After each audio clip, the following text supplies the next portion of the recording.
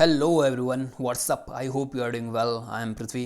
सो आज से हम मॉडर्न हिस्ट्री की एक सीरीज स्टार्ट करने जा रहे हैं जिसमें हम 1757 से लेकर 1950 तक इसके बीच में जितनी भी इम्पोर्टेंट घटनाएं घटी हैं उनके बारे में डिस्कस करेंगे। मतलब प्लासी के युद्ध 1757 का प्लासी के युद्ध से लेकर 1950 तक संविधान के निर्माण तक, इस पूरे दौर के बीच में मतलब 2 शताब्दियों का एक दौर था जिसके बीच में जितनी भी इम्पोर्टेंट घटनाएं हुई हैं उनके बारे में हम डिस्कस करेंगे। और बहुत ही इम्पोर्टेंट सीरीज होने वाली है हमारी। इस पर जो मैंने एक लिस्ट बनाई है जिस पर हम अभी डिस्कस करेंगे। 1757 में प्लासी का युद्ध होता है। उसके बाद 1764 में बक्सर का युद्ध होता है और बक्सर के युद्ध के बाद इलाहाबाद की संधियाँ होती हैं। उसके बाद होता है मैसूर का विजय। मतलब सबसे पहले जो अंग्रेजों ने भारत पर शासन उनका स्टार्ट हुआ था वो होता बंगाल की विजय के साथ ही। मतलब प्लासी का युद्ध जैसे अंग्रेजों ने जीता वो सीधे ही उनके हाथों में जो है बंगाल की दीवानी, राजस्व, भू राजस्व वगैरह सब कुछ जो उनके हाथों में आ गया था। मतलब अंग्रेज जो है किंग मेकर की भूमिका में आ गए थे। उसके बाद मैसूर विजय जीती जाती है। मतलब इसमें हैदर अली और टीपू सुल्तान का मेन रोल होता है। उसके बाद 1857 की क्रांति होती है। समाज सुधार आंदोलन जैसे कि ब्रह्म समाज, आर्य समाज जो उनकी स्थापना होती है। फिर 1885 में भारतीय राष्ट्रीय कांग्रेस की स्थापना की जाती है और 1905 में बंगाल का विभाजन होता है लॉर्ड कर्जन के द्वारा। और उसके रोष में फिर स्वदेशी आंदोलन स्टार्ट होता है 1905 में। फिर मुस्लिम लीग की स्थापना होती है 1906 में।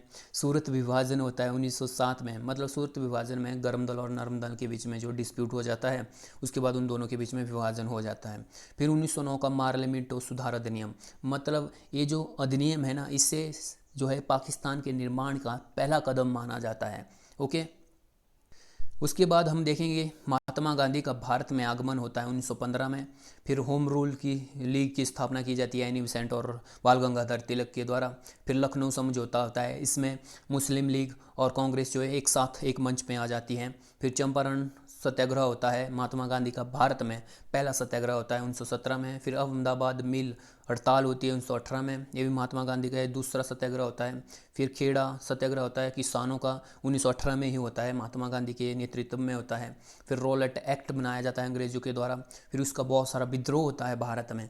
फिर जलियांवाला बाग हत्याकांड होता है 13 अप्रैल 1919 को। फिर इस कांड की मतलब इस पूरी घटना की जांच करने के लिए अंग्रेजों के द्वारा एक कमीशन बिठाया जाता है, हंटर कमीशन। इन सभी टॉपिकों पर हमारे एक एक लेक्चर होगा।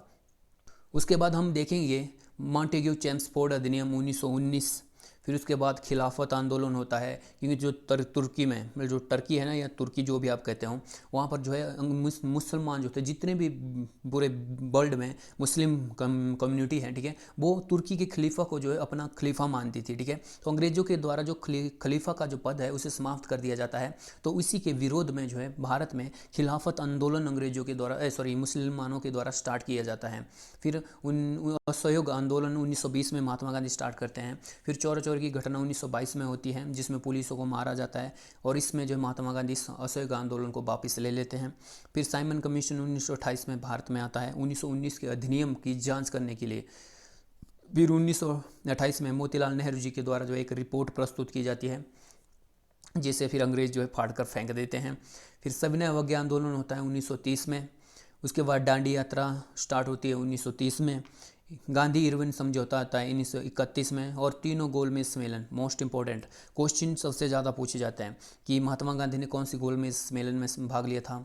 B.R. अम्बेडकर जो है कौन सी गोलमेज सम्मेलन में गए थे। सो बहुत ही इंपॉर्टेंट टॉपिक हैं हमारे। देखो गाइज, इसके बाद में मैंने एक स्लाइड बनाई हुई थी, आई थिंक वो डिलीट हो गई होगी। उसमें देखो, उसके बाद हम देखेंगे कि पाकिस्तान की मांग होती है। फिर अगस्त प्रस्ताव आता है। फिर उसके बाद जो है बेवेल योजना आती है, कैबिनेट मिशन आता है, ठीक है। उसके बाद भारत विभाजन होता है। उसके बाद माउंटबेटन योजना 1947 में आती है। रियासतों का फिर एकीकरण किया जाता है जिसमें सरदार वल्लभ भाई पटेल जी की सबसे इम्पॉर्टेंट भूमिका होती है, इसलिए उनको जो हम आयरन मैन कहते हैं। फिर उस संविधान का निर्माण होता है, ठीक है। तो टोटल जो है वह 46 टॉपिक है हमारे। हो सकता है कि बीच में मैं बहुत टॉपिक जो है भूल चुका हूँ, लेकिन जब हम अपनी सीरीज स्टार्ट करेंगे ना तो सब कुछ आगे को क्लियर करते जाएंगे। तो ये जो इंपॉर्टेंट जितनी भी टॉपिक है हमारे, ज़्यादातर मॉडर्न हिस्ट्री जो क्वेश्चन आएंगे तो इन्हीं में से पूछे जाएंगे, इनसे बाहर बहुत ही रेयरली क्वेश्चन आएंगे, ठीक है। तो आज से हम इस सीरीज़ को स्टार्ट करने जा रहे हैं। तो इस वीडियो में बस इतना ही गाइस, मिलते हैं अपने फर्स्ट लेक्चर में।